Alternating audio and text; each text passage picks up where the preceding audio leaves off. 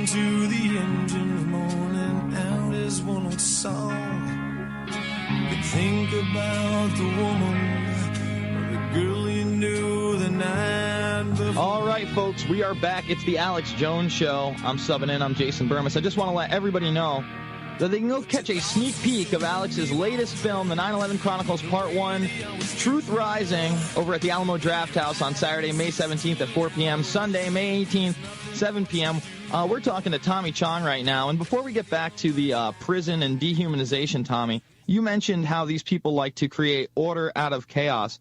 And I just have to ask you, because a lot of people have talked about this on this program, what's your view on 9/11? We've had people like Willie Nelson, Jesse Ventura, senators, congressmen come on and doubt the official version. Do you doubt the official version of 9/11, Tommy? Oh, absolutely, absolutely. There are so many horror stories about 9/11 that have been kept quiet. That I mean, it'll be like the Kennedy assassination. Years later, we'll find out the truth.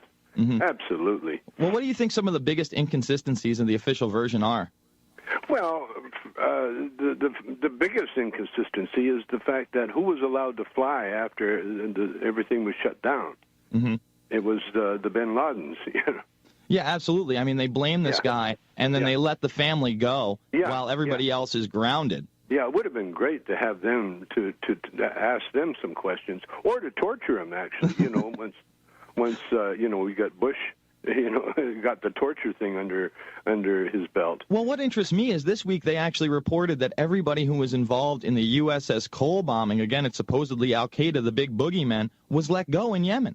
And you would think if this terrorism threat was real, these are the guys that would be in Abu Ghraib and Gitmo, Tommy. Yeah.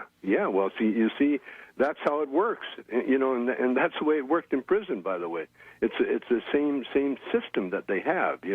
That's why the powers that be they're perverting justice, and we get outraged, because we believe in the Constitution and all that. But there was even reports about Pearl Harbor being a setup. At least they knew that it was coming, and they could have done a lot more than what they did to stop it. Absolutely, yeah. and I mean it's pretty interesting. But they needed Pearl Harbor in order to launch the bigger war, and that was the same as 9/11. If it wasn't for 9/11, we wouldn't have had Bush in the White House. Well, I agree with you there. And then you have the Project for a New American Century, which is this neocon think tank, including Cheney and Wolfowitz and people like Dan Quayle, where they actually call for this new Pearl Harbor in a document called Rebuilding America's Defenses, only 3 months before the attacks, where they say they need it in order to transform the Middle East or Eurasia. Yeah, and it's all to subvert and to get the national to get the oil, to get their hands on the oil. Not because we don't have oil of our own. No, it's to control the world's supply of oil, and that's basically what's happened. Mm-hmm.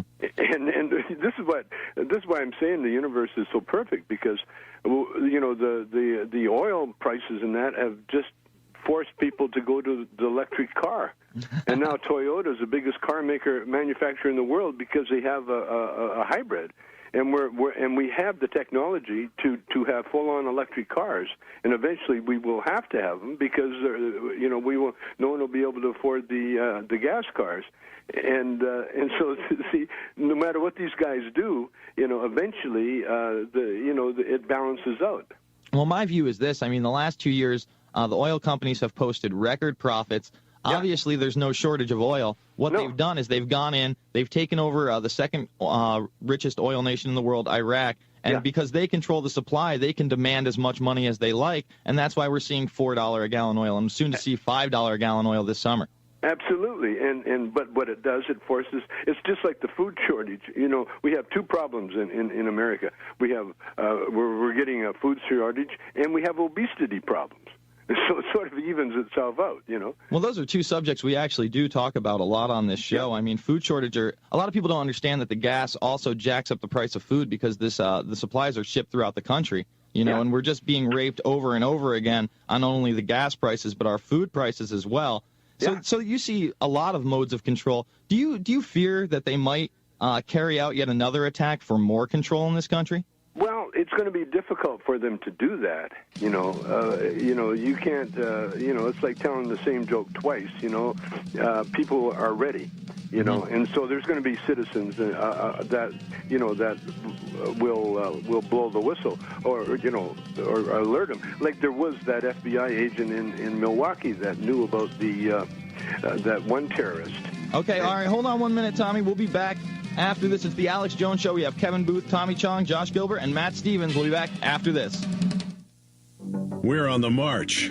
The Empire's on the run. Alex Jones and the GCN Radio Network. Imagine a firefly, simple and innocent, the ability to light the night sky. The ozone layer, unseen by the naked eye, life-sustaining. Our ocean, primordial soup breathes life. Bring the wonders of nature home. Soleil salt lamps, handcrafted from millions